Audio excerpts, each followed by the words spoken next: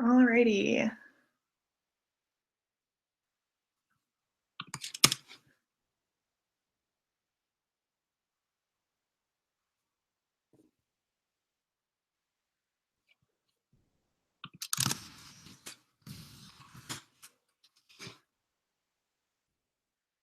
Alrighty, I think I'm finally connected. Sorry about that, starting a couple minutes late. Um, so, Hi everyone. Welcome to our OpenCon 2017 pre-conference webcast on design thinking for advancing open research and open education. My name is Lorraine Chuen, and I'm one of the organizers this year for OpenCon 2017. And the idea behind this webcast is that this year we're really hoping the conference will focus on identifying particular challenges that are facing the open research and open education communities, and really identifying what the barriers are to making scholarly information and educational resources more equitably shared and more openly shared.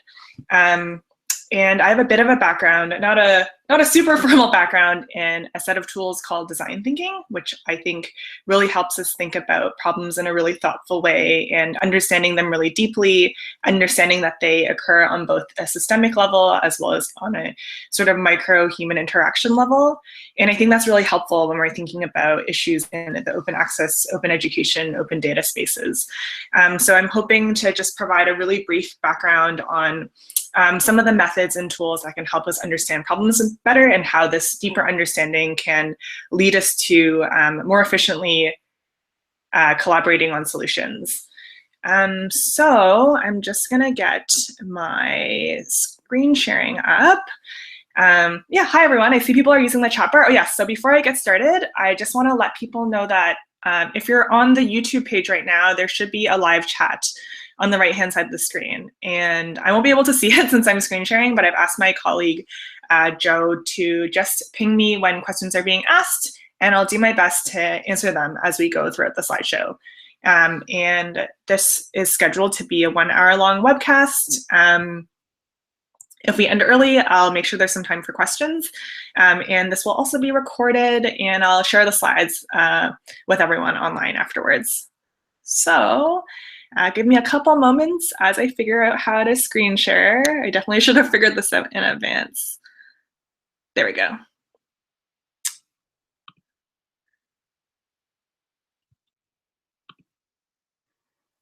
Oh, well, that's not what I want. Stop. Screen share.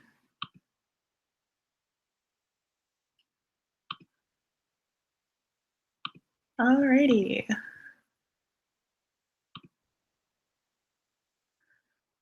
So,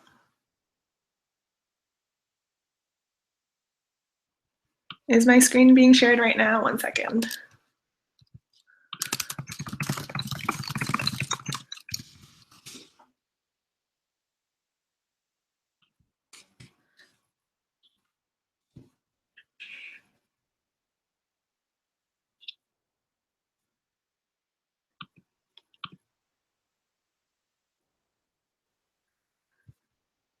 One second.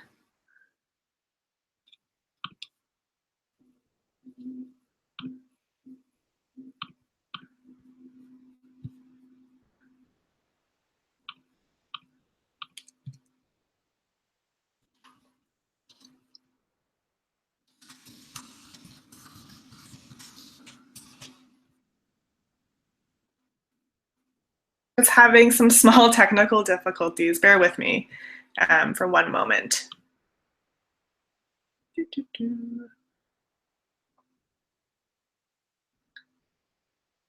Thanks for being patient, everyone.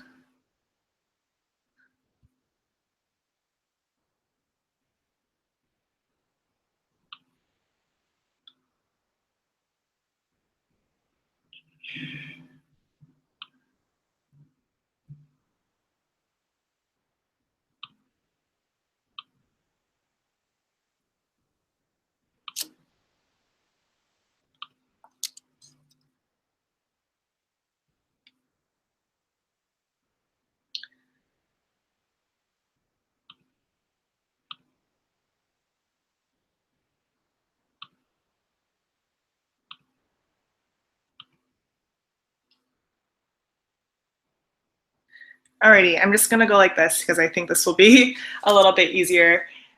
So I just wanted to go over our agenda for today. So briefly, what we'll cover is what do we actually mean by design thinking, why I think this approach is useful for open research and open education. Then we'll go through and talk about some of the actual methods. Let's define a problem, why it's important to frame a problem properly, how we might map out and understand systems, how we can deeply understand the users that we're designing for, and finally, how we go from understanding systems and users to prototyping solutions and bringing them into the real world. And I want to close by talking about some of the caveats of design thinking. I know I'm going to spend most of the talk talking about why I think it's super useful, but I do think there are some limitations to using these tools, and I just want to go through what some of the limitations are with respect to ethics and power and privilege as well. So I'm just going to try it.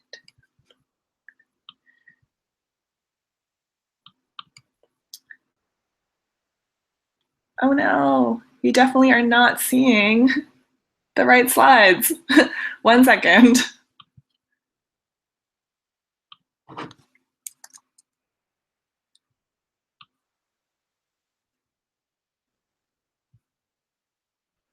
I'm so sorry. 1 second.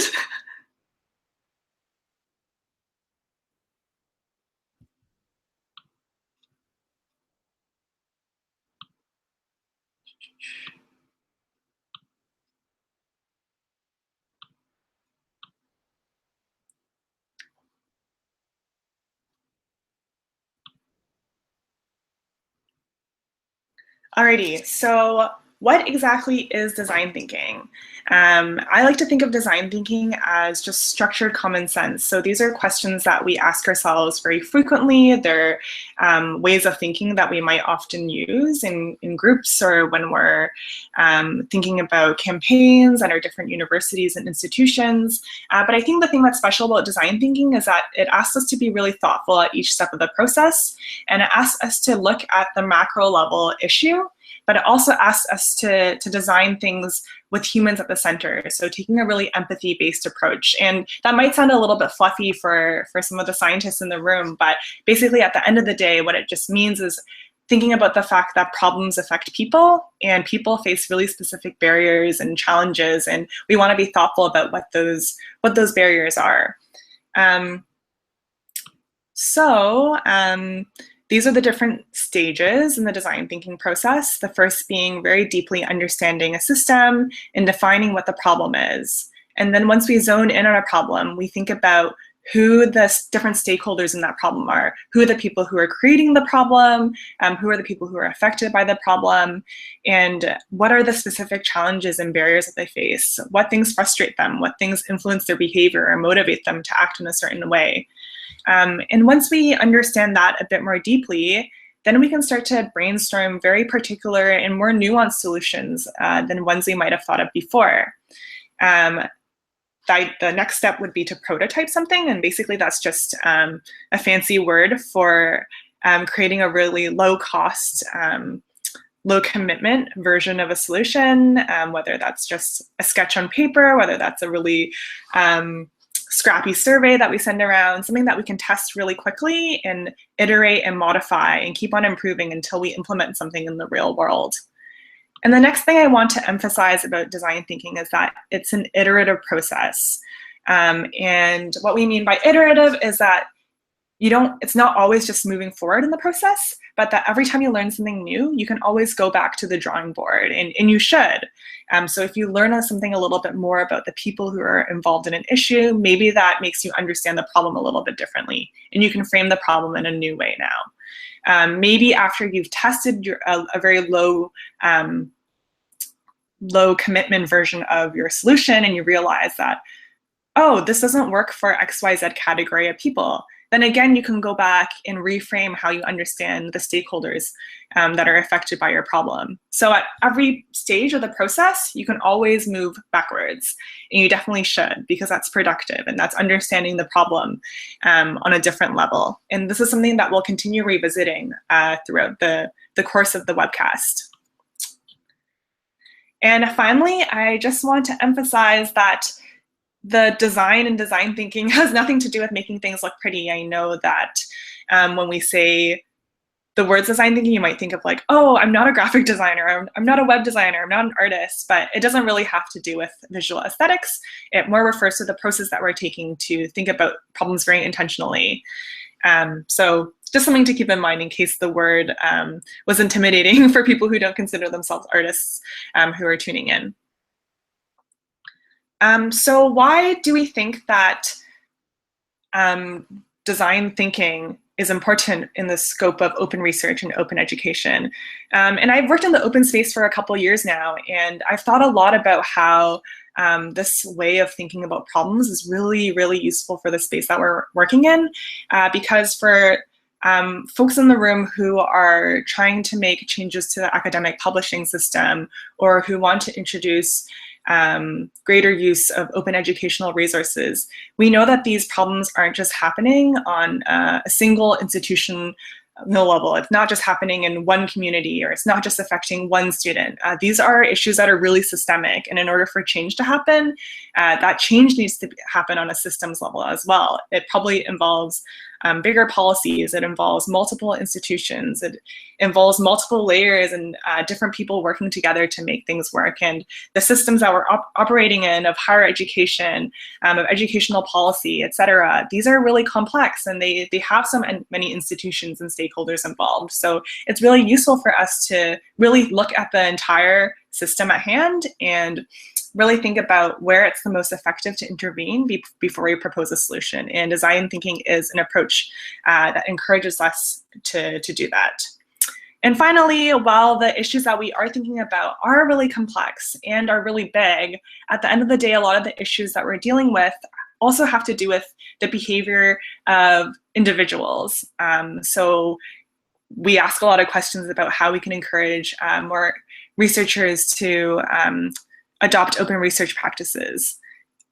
Yes, on the one hand, that's a systemic issue, but on the other hand, that's also a question that we're asking about behavior change. How can we normalize certain behaviors for certain groups? So in order for us to think about solutions that have to do with behavior change, it's really useful for us to understand the people that we're designing our proposed solutions for. And so for all of these things that I've been mentioning about understanding issues on a systemic level, understanding how human behavior works, there's a suite of design thinking tools that help us think through these issues in particular ways using very particular methodologies and exercises. And that's what we're going to be walking through today. We're going to be going through creating a systems map. We're going to be talking about problem framing. We're going to talk about different tools that we can use to understand people on a better level. So I'm just going to do a quick check-in and see if there's any questions. Nope, looks okay. Alrighty, so the first thing we're going to start off with is understanding systems. So when we're understanding systems, we're asking about what the different institutions and stakeholders are that are involved in a broad issue at hand, and what are the relationships between the different stakeholders and institutions. So if we go back to the big design thinking process that I had laid out at the very beginning, this is that first little purple square. It's about really deeply understanding the ecosystem that we're operating in. So taking a bird's eye view of the system before we zone in on what the particular issue is. So for systems mapping, this is basically like a visual exercise that you want to do. And if you're doing it in practice, it might look like taking a big piece of chart paper and a bunch of sticky notes. And then basically what you want to do is just draw out or write out all the different actors and institutions that are involved in a particular system. And then what you want to do is you also want to sort of mark the directionality of the different relationships. So sometimes people will mark down where the flow of resources or money is going, how labor is distributed, what the flow of knowledge or influence or power might be between the different nodes. You can do all of these at once and maybe color code the arrows. And the whole idea is that mapping out an entire system will help us see the system from a macro level. And ideally, what this will help us do is identify connections that might not have been obvious before between different stakeholders, or maybe some stakeholder is being influenced by an institution and we didn't really realize that before we mapped it all out. And the hope is that this can allow us to identify points that might be really efficient to intervene. And sometimes people call these leverage points. So points in like a node in the system where the change doesn't have to be really big, but it has an impact on a lot of different aspects of the system. And finally, what this might help us do is better understand where the problems really are and where they are.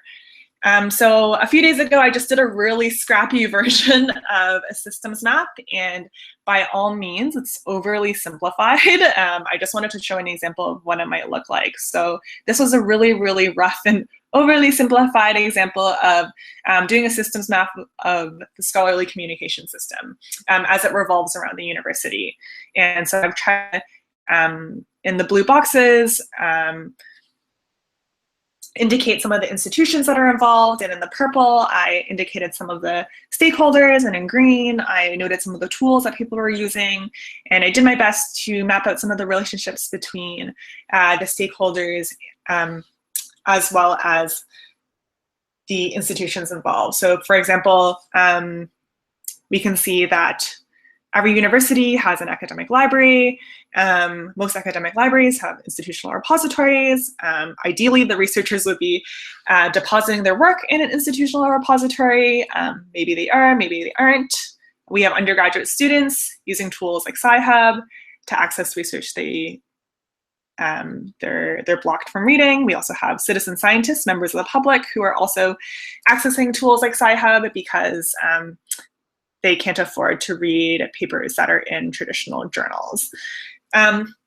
So again, very scrappy systems map, but the idea is just to give you an example of what this could look like. And for example, I might zone in on a particular interaction between a stakeholder and an institution and ask myself whether or not this is a possible intervention point. And could I reframe a problem around one of these relationships? So for example, I could choose to focus on the relationship between early career researchers, so grad students and junior faculty in the institutional repository. So I might say, is there a particular problem I can identify? Is there anything that stands out? And from this particular systems map, I might say some of the problems are maybe researchers just aren't using the institutional repository. Maybe they don't know about it. They don't know that it exists.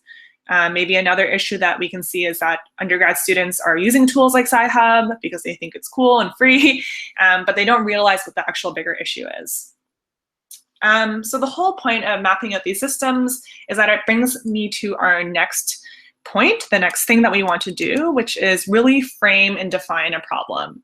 And the idea between problem framing or problem definition is that it really prompts us to really understand what our problem is before we dive into a solution. And I think for a lot of us, including myself, it's really tempting to just assume that you know what you want to build without thinking deeply about what the actual issue is. And we see this in a lot of cases where we execute entire elaborate campaigns and projects and solutions only to realize at the very end that the thing that we were designing wasn't actually addressing the problem at hand. It was maybe addressing something that was tangential or close to it, but you realize at the very end that, oh, we were targeting XYZ and really we should have been addressing this group. Something like that. So the idea between problem framing is that it asks us to narrow down the problem before we start brainstorming ideas to address the problem. So there's a few different ways that you can do this, but one way that I really like to frame problems is through how might we statements. And again, if on my slides there's links out to more resources, these are all, they're not ones that I made up, they're common tools that are used by designers. So the idea behind how might we statements is that they're sort of purposefully both specific and ambiguous. So they're addressing a particular thing, But the how might we aspect, like the might aspect, encourages us to think really big. It sort of frames the sentence around the idea that there are a lot of different perspectives to an issue, and there's also a large range of possible solutions for a given how might we question. And the idea is it's really useful for us to generate as many how might we statements as we can because they prompt us to think about the problem from many different angles. So maybe if I'm looking at this one here and I decided to zone in on the relationship between researchers and the institutional repository, one how might we statement we could ask is, how might we increase the use of institutional repositories by researchers at universities? I'm sure this is a question that a lot of librarians have asked themselves, but I think when we zone in on this as the question, that gives us something really concrete to focus on in terms of our efforts in creating behavior change. Just some other how might we questions that our team has been brainstorming that we're hoping we can start to tackle at OpenCon, or that our community has already started thinking about. One could be, how might we create offline OER that can be used and adopted in regions without steady internet connection? Another could be, how might we encourage more institutions to include requirements for open practices in their promotion and tenure guidelines? This is a question that some members of the OpenCon community and some alum are actually focusing on right now in their review, promotion, and tenure guidelines research project. So that's it for problem framing. The next thing I want to talk about is the importance of understanding users. So understanding the people who are affected by our problem or who are involved in it in any given way. Basically asking yourselves also who you're designing the solution for and what behaviors, in particular actions, need to be changed in order for a solution to work. So again, if we're going back to our little design thinking process, it's the idea that after we've defined the problem, let's think about the actual people that are involved with the problem. So a practice that a lot of designers, including like people who are working in user experience, are doing now is creating personas. So you can think of personas as different profiles that just describe the various stakeholders who could be involved or affected by an issue, or that you might be designing a service or a product for. They're really useful to reference when you're designing a solution, but they're also useful for helping you think about your problem in new ways. Excuse me. So I'm just gonna walk through an example to see how, to show you how a persona could be a really useful way of thinking about a problem. So we're gonna, for our persona, we're just gonna reference a girl called Anita. She's in her mid-20s. She's a PhD student in biology, and I guess this was just the easiest persona for me to reference, since as a former grad student, I guess I knew many Anitas. I was close to being an Anita myself. So just a little bit of generic information about who Anita is in this initial persona. Anita is in her final year of a computational biology PhD. She's writing her dissertation, and she's published a few papers now. She's pretty happy about that.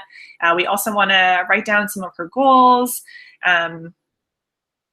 Has published in some really good journals and wants to continue doing so because, like a lot of PhD students, she's looking for a postdoc position. So this probably sounds familiar, and for good reason, because we want personas to be rooted in reality, people who will really actually be affected by the different problems that we're discussing. They're not just imaginary people. They're people that we want to be designing solutions for.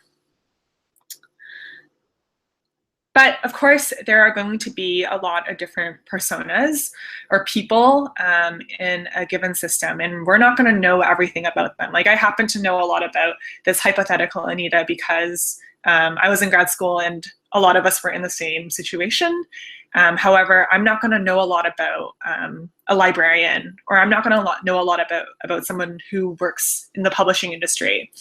So when we're constructing personas, it's really important that we don't make assumptions about people and that we actually talk to them or co-create with them, and we get to know their needs and challenges instead of assuming what their needs and challenges are.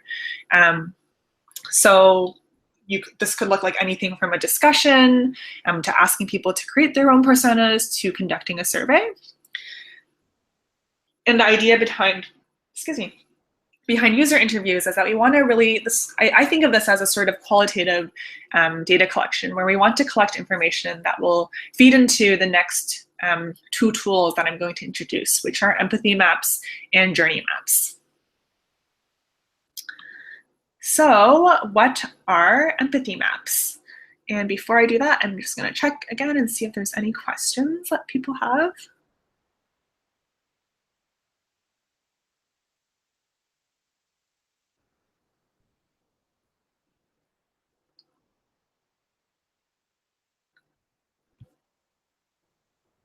Okay, I don't think there's any questions, so I'm going to keep going. So empathy maps has to do with the idea of empathy, which is understanding what the feelings and frustrations and wants and challenges are for a particular person, understanding how their behavior and how their thought process might be influenced. And again, as I said before, best not to just make things up about people, but to really talk to people and understand these things about them instead of depending on stereotypes and assumptions. So here I have a template of what a typical empathy map might look like. If you go on the internet and Google empathy map, a few different things are going to come up, but they all usually loosely look something like this. And basically we have the persona that we've chosen in the middle. So we're sticking with Anita just to keep things straightforward. And we're asking a few key questions about Anita, this PhD biology student. We're asking what Anita thinks, feels, and wants. We're asking how she's influenced, why she makes certain decisions the way she makes them. We're asking questions about her usual professional and personal environment, whatever is relevant to the question we're asking. And then we're also trying to understand what her frustrations and challenges are, as well as what she really defines as success and what she wants to get out of life in general. So again, this is just an example, but we did our best to fill out what Anita's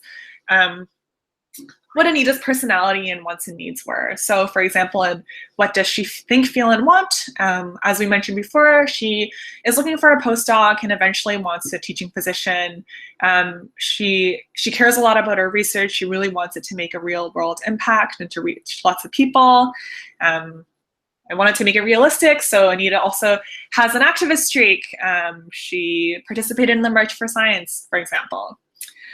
In terms of her environment, which we were addressing in this quadrant, she doesn't publish openly. She's not really familiar with alternative publishing models. She doesn't know about her library's institutional repository, and this was just based off of a lot of peers that I had in grad school, who definitely did not know what an institutional repository was. More in terms of her environment, she regularly goes to biology conferences to network, learn, and present her work. In terms of her influences, again, like many grad students, she doesn't have 100% of a choice in terms of where she publishes. Her supervisor makes a lot of big decisions.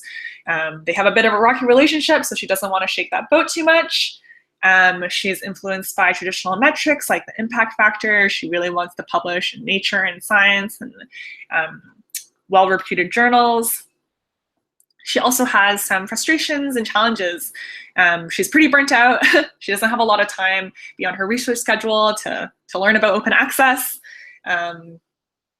She feels frustrated, especially because there's a bad academic job market right now, and she's looking for a postdoc. And again, her measures of success are pretty traditional. She wants more citation counts, publishing in good journals. She also cares about teaching, so she wants a positive impact on the students' GTAs, et cetera, et cetera. So you get the idea. We're just drawing this really rich portrait of a person who might be affected by the problem that we're proposing. And as I mentioned before, at the very beginning, design thinking is an iterative cyclical process. So now that we know a little bit more about Anita, is it possible for us to change our how might we statement or to create a new one? So can we go from here back to here? And we should be able to generate more specific problems now that we better understand Anita. And Anita might just be ourselves or someone who is like us. So let's see, let's look at some of the quadrants. Could we focus on the fact that Anita goes to biology conferences regularly to network and learn? A new how might we statement we might generate from that is how could we leverage traditional academic conferences as a space to promote open research practices? And another question we could ask is, I think a lot of scientists also care about social impact and social good. One question we could ask is, how might we emphasize the importance of open research with respect to equity and information sharing and a public good? Maybe that's an argument that's not being made frequently enough. We hear a lot about graduate students struggling in their relationship with their supervisors, and they don't have a lot of control over where they choose to publish. So one how might we statement that we might formulate from this observation is how might we better support junior researchers to work openly under more traditional supervision? So is there some sort of idea or solution there? So we can already see that we're asking a lot more specific questions than we might have asked before than just how might we encourage more junior researchers to deposit in institutional repositories. These are a lot more targeted questions, and in this more sort of zoned in question, we can see that things that almost feel like solutions are starting to surface. And I think this is more of the same, so I'm just going to skip over this. Okay, so empathy map was one way to more deeply understand a user. Another thing we can do is create a journey map, which still has to do with barriers and challenges and feelings, but we also want to walk someone through time. So this is understanding what a particular stakeholder's experience is and navigating a system or trying to complete a task by visually sketching out their journey. And the idea is that this might be a good exercise for identifying where potential barriers and challenges are for a given person when they're trying to do X, Y, Z. And it can also show us where really efficient points to intervene or create a solution might be. So again, we're sticking with Anita because now we know Anita pretty well. And we're walking through the experience of her writing and publishing and submitting an article. So I'm not gonna, everyone can read and I'll share these slides afterwards. So I won't go through everything, but briefly, she writes the article, she submits it. The article is accepted after peer review, and then she emails the final copy. She submits the final copy into the submission system, and they email it back to her and say, like, this is the final version that we've proofread. And then at the very end of the day, like many researchers, she outputs a PDF of the paper and shares it on her personal website instead of self-archiving it in the repository. And this is because she does not know that the institutional repository exists. And this was actually a journey map that my colleague Joe MacArthur sketched out when he was working on his open access button project, and he was finding that a lot of researchers were having difficulty knowing which version of their post-print paper that they should deposit.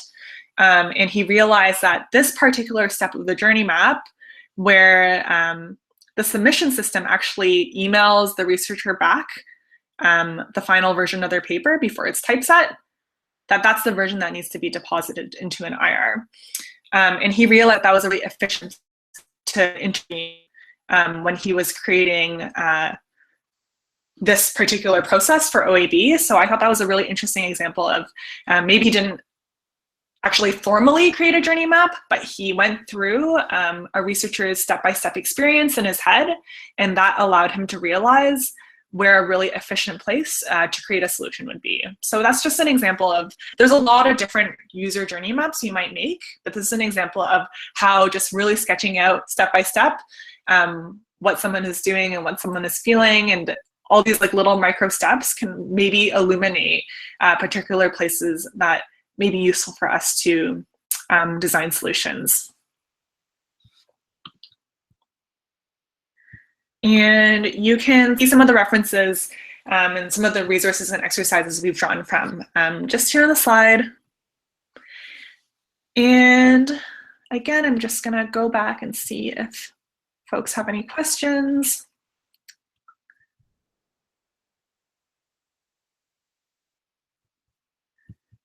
Okay, not too many questions. Awesome. So the last thing we do after we've now understood a problem more deeply, we've really identified what the specific problems are, is that we want to start moving from a problem statement to actual concrete solutions and ideas for solutions. Leads us to our next step, which is ideation, which is a fancy word for brainstorming. And I think when we're doing this, there's a lot of pressure to think of one thing and one really good idea, but I think an important thing to emphasize is that you can just come up with a lot of like bad ideas, and out of that big pile of bad ideas, there's likely going to be one or two ideas that feel good. So definitely feel free to get wild and think outside the box. But at the end of the day, the idea is to go from our how might we statements and what we now know about our users and systems to create more concrete ideas on addressing the issues. So I just try my best to choose one how might we statement that we visited earlier on in the slide deck, which was how might we leverage traditional academic conferences as a space to promote open research practices, and just come up with really concrete ways that we could answer this question. Maybe it means contacting a scholarly society board and seeing if there's space in the conference for a track on research specifically that's conducted in the open. Maybe it's a campaign to have your scholarly society support open science. Maybe it's something a lot more casual than that, and just bringing a bunch of open research infographics or handbooks on making your research open and informally distributing them to your peers at the conference just to start a conversation. So again, these aren't like groundbreaking ideas, but they are a little bit more specific, and they are answering a very particular question that we know affects individual researchers. I'm not going to spend too much time on this, but there are some design thinking resources on making wild ideas and making a lot of ideas really quickly based off of prompts. So this is called the Fast Idea Generator, which we borrowed from Nesta. And it's just basically about taking common ideas and practices and flipping them and stretching them in different ways to make us come up with new ideas. So if you're really, really feeling stuck, these are sometimes useful just to help you think outside the box. So for example, subtract it means taking a common idea and practice and just pretending that it didn't exist. And actually, I see this question a lot in terms of the ScholComm space, a question of what if there was no more academic journals? What if the publishing system didn't hinge on this? Are there any ideas that we can come up with in response to this question? Exaggerate it, take an idea and push it to its most extreme. So it could be, what if the only textbooks in the world were openly licensed? Another thing you could do, add a new element to an existing service. So what if the peer review process didn't just review research quality, but also evaluated research transparency and reproducibility? So those are just examples of different prompts that we can use to think about issues from a different perspective. And once you come up with an idea, what we want to do is create a simple prototype of it. And what prototype means is basically a quick, low commitment, low effort, cheap, it doesn't take up a lot of resources, version of your solution. So you can learn more about how it would work in the real world. So you really want to use this low commitment version of your solution to test any ideas and assumptions that you have, see how users would react to it. And the idea is that you don't want to feel married to an idea or feel super attached to it or sink in a bunch of resources, even if you think it's really, really awesome, because the whole idea is that you want to test it and see if it's effective or ineffective, or if it's totally missing the mark before you sink a lot of resources into it.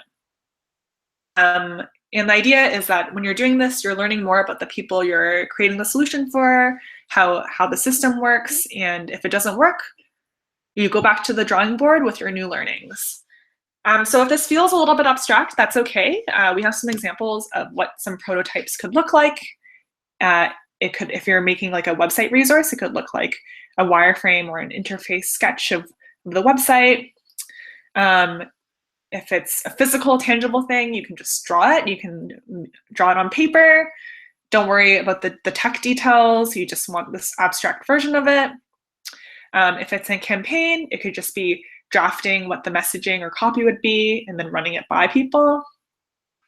If it's a database, you don't have to code a database from scratch. Just try using a simple version using a Google form and a Google spreadsheet.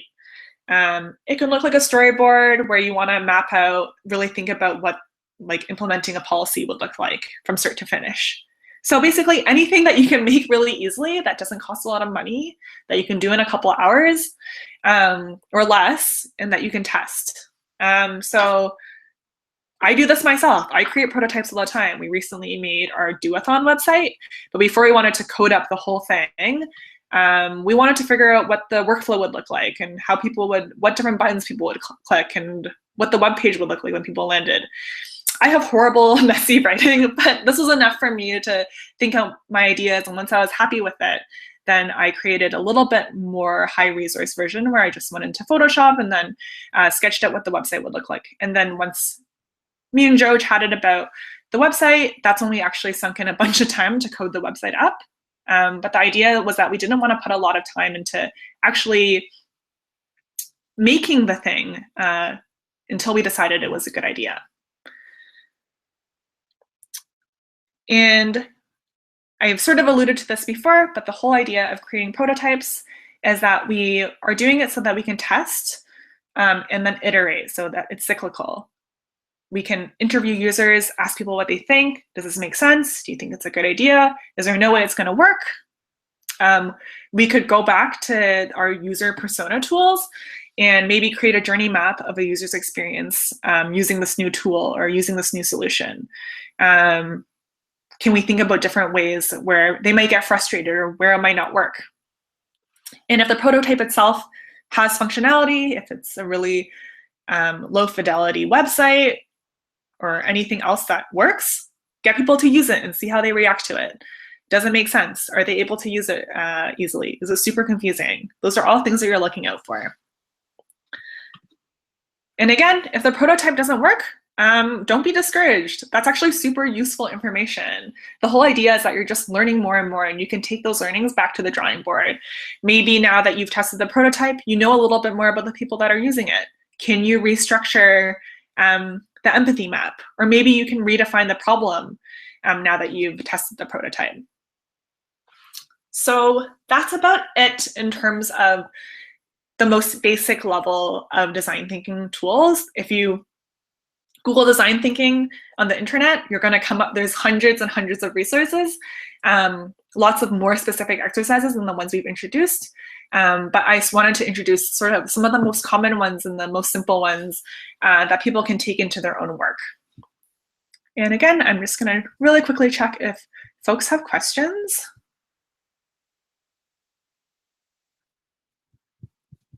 Okay, I see some conversation, but no questions, so I think we're okay. So we have 15 minutes left, and I just want to close with some of the caveats in design thinking, in creating solutions. And at OpenCon, we talk a lot about diversity, equity, and inclusion, and how this impacts our work, and how certain people are often excluded from the conversation, how open research and open education often uses a lot of social justice rhetoric because it's about access and breaking down barriers. But in reality, when we look at the system, we see a lot of the old powers flourishing. It's still mostly Western scientists who are reaping the benefits, or when we think about open educational resources, they still depend a lot or assume a lot of digital infrastructure. And we don't think about maybe students from lower income families who might not have Wi-Fi at home or who might not have laptops. So just we're talking a lot about in the community, and I want to just make sure that when we're talking about design thinking and using these tools, we're thinking about diversity, equity, and inclusion throughout the process as well. So first of all, basically any designer or anyone creating a solution is going to bring in their own biases and blind spots based off of our social position and our background. So I just wanted to walk through some examples of what happens when groups designing services or products aren't diverse, because I think there's very real world ramifications to a lack of diversity. And these are some examples in product creation where a lack of diversity really impacted how the product worked. So this was one that was circulated on the internet recently that I saw on Twitter, where it was a soap dispenser that didn't work, didn't detect black or brown skin, and the soap wouldn't dispense for darker skin tones. And that was because the group designing the technology was mostly white, so they didn't even think about that being an issue. And they were in here, this quote from the article says that there's a lot of gadgets that do this. Another example was the first group to create airbags, and it was predominantly a group of male engineers, and they assumed that the body types that would be sitting in the car would be of a certain structure, and that's why the first sort of cohort of airbags ended up killing a lot of women and children who had slightly smaller body frames, and they didn't take into consideration the fact that there would be a diversity of body types sitting in a car seat who might be impacted by an airbag in by different ways. So I think diversity is obviously a lot more complex than these examples, but I think these are good examples of how a lack of diversity can really impact whatever thing you're making, even if you don't realize it, just because we have our own blind spots and we each have things that we're not going to think of based off of the life that we've lived.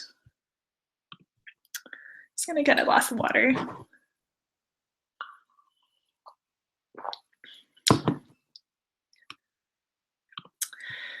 Yeah, so relatedly, I think whenever you're making something, you really want to ask yourself who the design process that you're going through is excluding.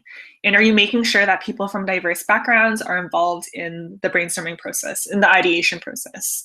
Are you interviewing diverse users? Or maybe are there people who are actually on the team who are diverse? I think that's even more important because again, that's going to impact whatever solution you end up implementing. This is something I already mentioned earlier on because I think it's so important that your biases and your blind spots and social position will affect how you perceive others. We all say that, we all like to think that we're not racist and we're not sexist and we're not homophobic, etc. But a lot of people are on a subconscious level, and you don't want to be building these personas off of really harmful stereotypes. So I really encourage people to create personas responsibly, to not make assumptions about what people's challenges and needs are, and to make these in collaboration with the people that personas represent. The next thing I want to talk about is how there's always going to be a power dynamic when we're creating solutions for other communities. And if we don't have an appropriate context or understanding for these other communities, so we see this happening a lot where it's like XYZ nonprofit is helping this low income neighborhood, or we see these nonprofits who are going to countries outside Western regions and just assuming that they know how best to enter this community that they know nothing about, and like build houses for them or introduce interventions when really they're lacking a lot of context, and they don't realize that they can be creating a lot of harm for these communities that they're not a part of by making assumptions on what they think is best. So I think this is really dangerous, and I think that's something we have to take into consideration whenever we're creating any sort of solution. And whenever possible, I think it's very important that we design with or in collaboration with communities that we're not a part of instead of designing for them. And I'm not the most articulate in terms of talking about this, but there's some really good resources in terms of designing with social justice in mind. And one really good resource is the Design Justice Scene, and it's a free PDF that you can download at this URL. And I think it brings up a lot of really good points around how a lot of the times designing with social impact has a lot of like a white savory tone to it, which can be really dangerous. Although it looks good and feels good for some people, it actually is oftentimes creating a negative impact on the communities that we're trying to help. So that just leads me to my next point, is just when you're doing your ideation and you're testing your prototype, making sure you're asking yourself, maybe your solution is helping this persona, but is it causing harm for someone else? What effects are there downstream? Is there maybe that looks like doing a journey map for someone who doesn't look like you, and asking yourself how they're affected by your proposed solution. And again, really useful link that I love is a blog post on ways designers, and anyone can be a designer, basically means someone who's making things, can support social justice. To the harm thing, sometimes it's just not up to us to design a solution if we don't understand the community that we're trying to help well enough, because the idea is that we can actually just end up creating more harm rather than helping. And I think this is a really good piece on how it's really appealing to go into other communities and trying to feel like we're saving other people, especially if we're coming from a place of privilege. But this article just highlights a number of really serious ramifications that come with doing this when there's no culturally appropriate context for going into these communities and designing for them. So basically I think that feels like a long tangent right now, especially since we haven't started using these tools in practice, but I just want everyone to keep these things in mind when they're using these tools and methods. I still think that they can be really useful, but can be problematic if they're not used in an ethical manner. And if you have any questions about this, my inbox is always open. I'm happy to chat further about it. But that's about it. The last thing I wanted to do was plug the OpenCon do-a-thon, which was one of the reasons why we were really excited about introducing design thinking. The do-a-thon is basically sort of like a hackathon, but less focused on tech and less focused on hacking and coding, and we're just focused on action and advancing open research and open education. And anyone is welcome to submit a project to work on that day, or a how might we statement, which we're slotting under challenges. So if you visit doathon.open.com, if you visit doathon.opencon2017.org, you'll find a lot more details on what the day actually looks like and how you can get involved.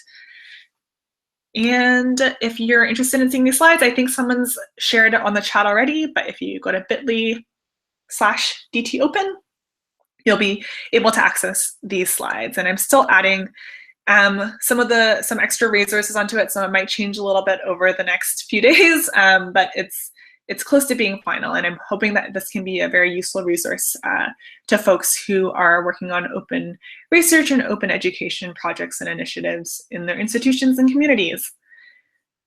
So without further ado, I'm going to see if there's any questions. I'm losing my voice a little bit, sorry. And I'm going to turn off my screen sharing. Just going to read through the chat bar.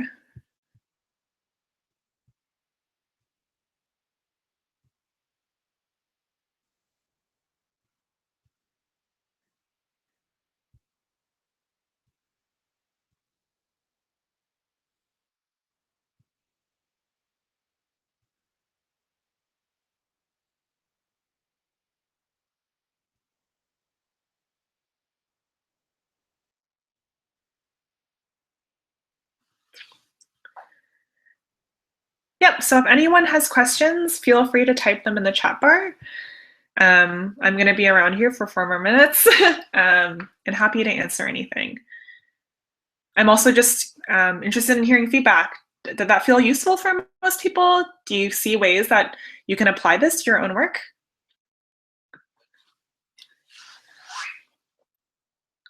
Awesome. Thanks, Sally, for sharing your feedback. That's awesome.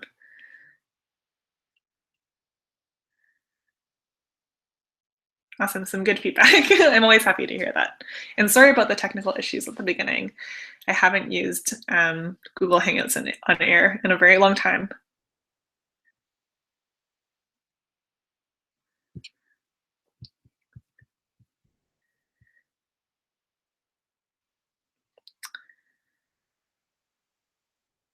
Okay, well, if we have no more questions, we can close. Oh, yeah.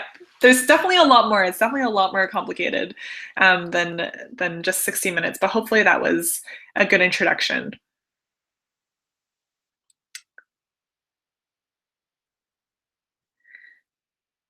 Yeah, so the last thing I'm going to say is I really hope people can take these methods into their own work. And again, I really encourage folks to get involved with the OpenCon Do-a-thon, which is on November 13th. And if you have any questions, feel free to shoot me an email. I'm always happy to chat about this kind of thing. So I hope everyone has a great day, and thanks so much for spending an hour of your time tuning into this. Bye.